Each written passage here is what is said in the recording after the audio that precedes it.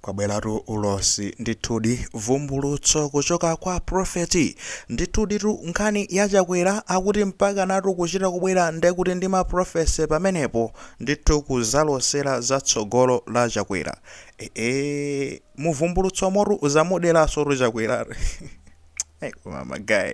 Anyways, tiyambe ndithudi motere kunena kuti mmodzi mwa maprofeti amudziko muno kandi Prophetic adziwa okha akuti Prophet Austin Liabunya anabweratu ndithudi ndekuti 15 hours ago makamaka pa page yake Facebook kubweretsa uthenga onena kuti akuti breaking news, mulungu ati Dr. Lazarus Chakwera pange resign with immediate effect ndi kusankha Dr. Vitumiko Mumba ngati mtsogoleri wa MCP ngati akufuna kuti chipanicho chidzabwererenso mboma.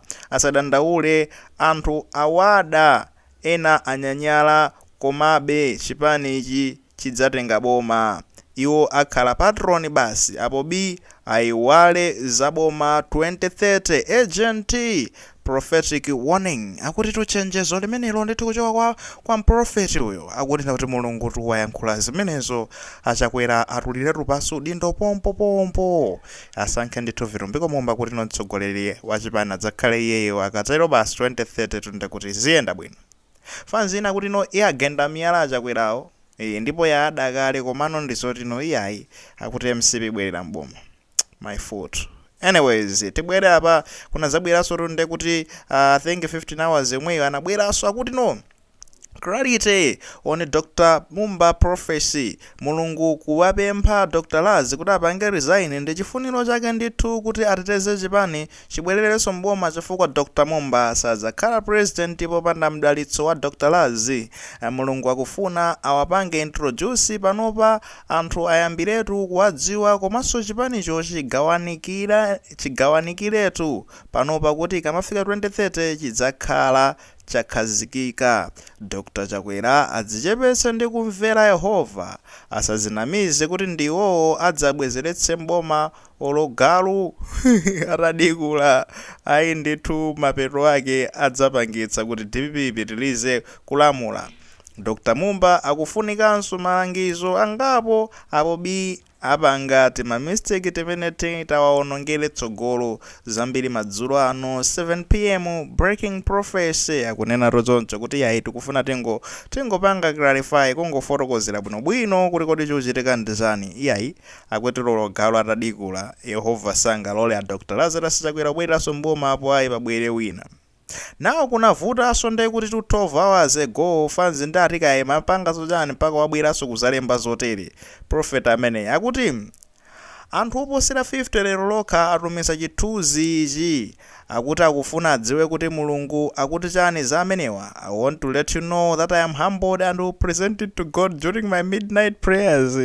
My guy akunena kuti anthu ndali kunatumiza chithunzi chotu ndi cha McBride Nkhalamba uja tikunena kuti azabweretsa nkoke ku MCP uja amene uja ndiye anaponya anthu atana amvungira ka yabunya ku inbox yake kuti a prophet tafotokoza nino kuti no nanga vumbulutso la uyu lili pati tsogolo lake lili pati ndakubwera kunoti anthu oposera 50 komano akuti ye ndizoti walemekezedwa kwambiri anthu amulemekeza ndithu kumpatsa ntchito imene ndipo no akufuna auze mtundu wonse wa Malawi kunena kuti yeyu akhala akuzipereka ndithu kwa mulungu zimenezo mapemphero ake amadzulo makamaka pakatikati pa usiku penipeni pamene akhala ayankhulana ndi mulungu live ndiye kuti akhala anutsopana kumufotokozera kuti anthu apereka chithunzi chikodi mukamba posa chani za tsogolo la McBride Nkhalamba. Hey, my guy, I into.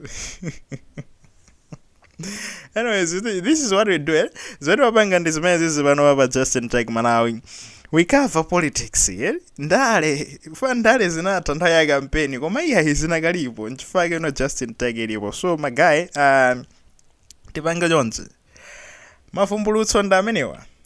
Prophet wayankhula akuti wayankhula ndi mulungu. Tsopano ine usinduzuzula Prophet wakodi kumena mayankhula ndi mulungu ndayankhula ndi mulungu koma utenga ndi umenewo nthawi zina zake tisiva utenga kuti koda kuti zani ndakunena kuti a Dr. Lazarus Chakwera step aside.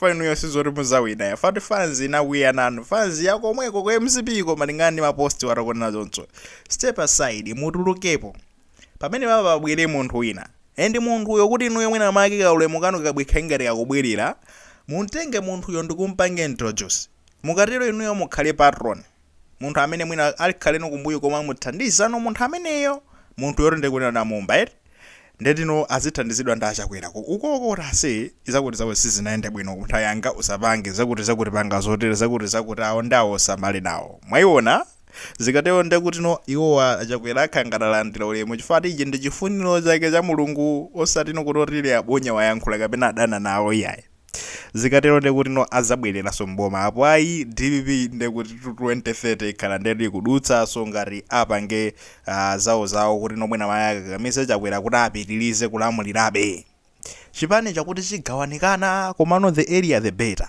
pamene magaya ajagawanikana kugendana miyala chani zaka zimene zikazitenga zaka ziwiri koma ndekuti pamakafika mwina make 2028 right akhala ndekuti azitolera bwinobwino onse nkubwera ndi force imodzi pakamodzi atamanga chimodzi ndikumapita mpaka na kuchisankho kuja ndi candidate wawo amene ndekuti angakapezeke zonoroka ipula game ejayi ndikandidira kutendedwayo ndi Mumbayo engineer ngakhale yakuti doctor Mumba ndi engineer si doctor anyways magaya nkhani yathu ndi imeneyi ndifuna kungonena chonchi apa Prophetic yabonya choyamba tikuyenera kuzozona kuti ndi mkulu wa MCP ifero padza kuti timangoyankhula chilungamoto amene ndi wa MCP Prophet amene iyi ndi wa MCP ndithudi chifukwa poyamba posankafuna kuonetsera koma inafika nthawi anaona sizodorawa nda MCP anata kuonetsa ndithu kuti mkulu ndi wa MCP so kukhala ndi chipani chivuto yayi ndi democracy imene yoyo adaku kamakamba zamaulosi zake zisizora kungozikamba kukamba zinthu zimene zikunkhudzaso ngakhale fwa chipani chosamba chisapota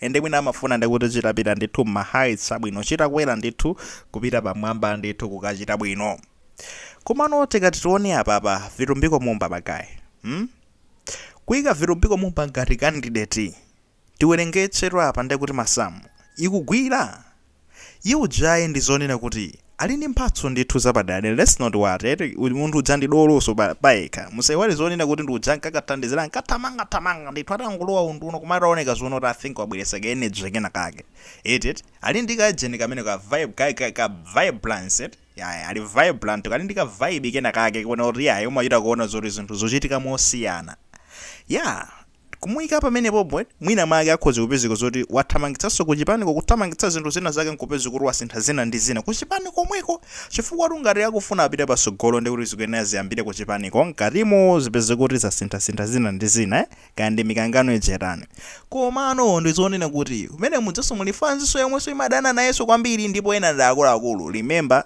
chimwendo banda ndi udzakafuna kuti Vitumbiko Mumba mpaka nasawine pa tiketi ya MCP mpaka na Vitumbiko Mumba wino kunena kuti no anakayima I think anakayima kaya paekha or something kuwina mona sizo mpaka nomairo kumusinthira maeria chimwendo banda yemweru ndi mulembi wamkulu wa chipanicho ndemukhoza kuona chimwendo bando chasalika kuli fans yochuluka kumene kudzako zomwe zikuchita kuoneka zono kuti mpaka natacha ndatokuona kuti apa tikuziwa zimene zikuchitika kuku anthu ambiri sakundifuna nawo kumalo kumene wese akufuna kumene anthu akupasa pressure asakupasa bwanji ulemu tiyene tiziyang'anaso zinthu ngati ziri zimenezozo anyways akuti ndi ulosi takutero Mulungu kaya koma ife tikukamba bezonena chonse atakamba za ulosi zakezo poyamba akakamba za ulosi zakezo anthu amangonena kuti Prophet wakamba zotere nasamantchula ati Prophet kaya ati ndi munthu opeza maphindu chabe kaya ali pa business kaya whatever it is koma atabwera ndithu ngati Prophet ndikuyankhula izizi anthu apezi kuti apanga react antumizira chithunzi cha munthu wina amene sakukhudzidwanso munkhani sizikumukhudza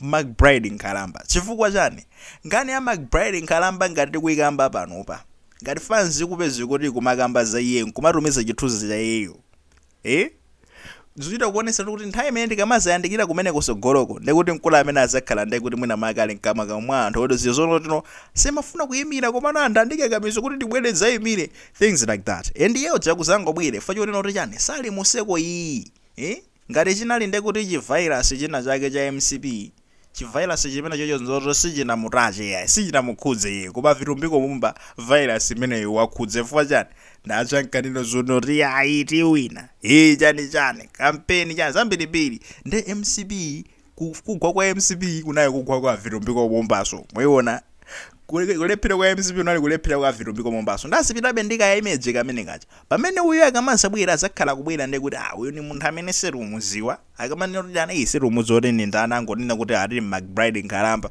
koma the truth is asakhala ngati wabwerano ndi nkhope ya nyuwani yomwe ino ndiyopanda banga mwayiona chifake fansi kumeneko ikunkakamira kumeneko otuko kukampuyo akunkakamira kuti amene ndi amene afuna atayimira. Anyways my guy, that's why we are here. Tizaona mene zitayendere komano Ulosi ndi umene kuti Chakwera kayautenga kasautenga ena kutukwana MCP fanzi ya Chakwera ena kusangalala. That's it, that's politics. Akuti.